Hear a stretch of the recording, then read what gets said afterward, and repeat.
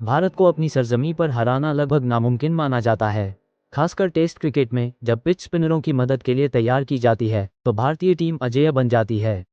लेकिन हाल ही में समाप्त हुए भारत बनाम दक्षिण अफ्रीका पहले टेस्ट और गुवाहाटी में चल रहे दूसरे टेस्ट ने इस धारणा को हिलाकर रख दिया है।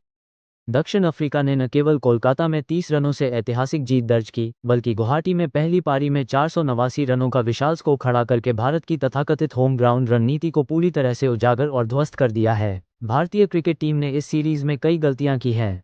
पहली गलती, स्पिनिंग ट्रैक का ओवर इंजीनियरिंग।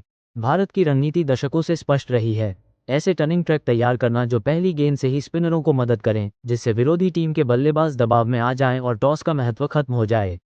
कोलकाता में जो पिच तैयार की गई थी वह पहले दिन से ही खराब व्यवहार कर रही थी। न सिर्फ स्पिनरों को मदद मिली, बल्कि गेंद की उछाल अनिश्चित थी। कोचिंग स्टाफ के एक सदस्य ने भी बाद में कबूल किया कि उन्होंने इसी तरह की पिच मांगी थी। ये रणनीति इसलिए उल्टी पड़ गई क्योंकि दक्षिण अफ्रीका के स्पिनर साइमन हॉमर और केशव महाराज ने भारतीय बल्लेबाजों से बेहतर अनुशासन और तकनीक दिखाए।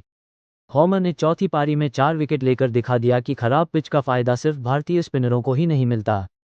इस तरह भारत ने अपने सबसे बड़े हथियार होम कंडीशन को ही कमजोर कर दिया। दूसरी गलती, तेज गेंदबाजों का कम इस्तेमाल और बुमराह की उपेक्षा। भारत की जीत की रणनीति में तेज गेंदबाज जसप्रीत बुमराह की भूमिका अहम होती है, जो पुरानी गेंद से भी रिवर्स स्विंग के साथ विकेट निकालते हैं। लेकिन स्पिन फ्रेंडली पिचों पर कप्तान ऋषभ पंत पहले टेस्ट में शुभमन गिल की चोट के बाद ने अपने सर्वश्रेष्ठ तेज गेंदबाज का सही उपयोग नहीं किया। पूर्व दिग्गज अनिल कुंबले ने भी सवाल उठाया था कि जब दक्षिण अफ्रीका की टीम कम स्कोर पर थी तब बुमराह को नई गेंद से पहला ओवर क्यों नहीं दिया गया।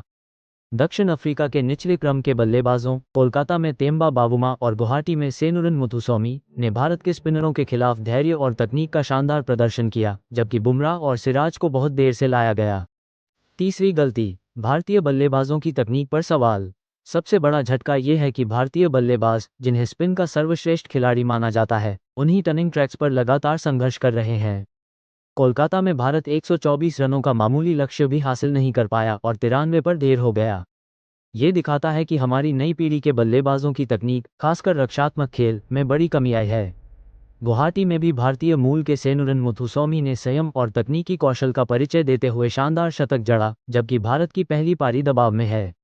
ये साबित करता है कि विदेशी टीमें भारत में खेलने के लिए बेहतर तैयारी करके आ रही हैं और अपनी रणनीति को परिस्थितियों के हिसाब से ढाल रही हैं। चौथी गलती, दक्षिण अफ्रीका की रणनीति, धैर्य और आत्मविश्वास।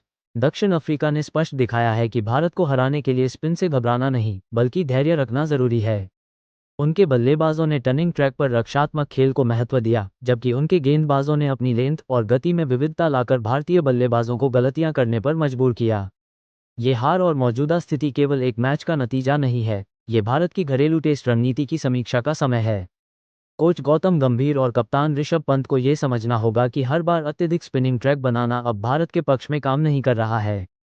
यदि भारत को विश्व टेस्ट चैंपियनशिप की दौड़ में आगे रहना है तो उसे अपनी पुरानी अजेयता वापस पानी होगी और ऐसी पिचों पर खेलना होगा जो बल्ले और गेंद के बीच एक निष्पक्ष मुकाबला पेश करें। क्या आपको लगता है कि भारत को अब टर्निंग ट्रैक बनाना बंद कर देना चाहिए या बल्लेबाजों को अपनी तकनीक सुधारने पर ध्यान देना चाहिए? तो दोस्तों, ये थी हमारी एनालिसिस की कैसे साउथ अफ्रीका की टीम ने, खास तौर पर मुतुसामी और यानसन जैसे खिलाड़ियों ने, भारतीय टीम की घर पर स्पिन खेलने वाली रणनीति को बुरी तरह से फेल कर दिया। अब सवाल यह है कि क्या टीम इंडिया इस सीरीज में वापसी कर पाएगी? आपको क्या लगता है, इस हार के लिए क्या ऋषभ पंत की कप्तानी जिम्मेदार है या फिर गौतम गंभीर की कोचिंग? अपनी राय नीचे कमेंट बॉक्स में लिखकर ज़रूर बताइए। अगर आपको ये डीप एनालिसिस पसंद आई है तो वीडियो को लाइक करें और क्रिकेट की ऐसी ही ज़बरदस्त खबरें और एनालिसिस सबसे पहले देखने के लिए चैनल को सब्सक्राइब करके बेल आइकॉन वाला बटन दबाना बिल्कुल न भूलें। और देखते रहिए क्रिकेट ब्लॉग और यूट्यूब चैनल थर्ड अंपायर। मिलते हैं अगली वीडियो में।